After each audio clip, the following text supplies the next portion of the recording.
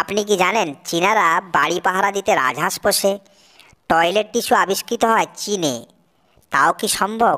একটি জোকের ব্রেন সংখ্যা 32টি। একটি শামুক প্রায় 3 বছর ঘুমিয়ে কাটাতে পারে।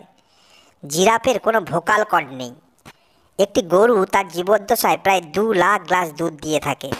বেশিরভাগ সাপই তার জীবদ্দশায় আকৃতিতে বড়ই হতে থাকে। এজন্য এরা সময়ে চামড়া মোচন করে। উট পাখি যখন দৌড়ায় তখন ঘোড়ার থেকেও জোরে দৌড়ায়। গিরগিটি একসময় তার 2 চোখ 2 দিকেই নাড়াতে পারে। নীল তিমির ডাক 800 কিলোমিটার দূর থেকেও শোনা যায়।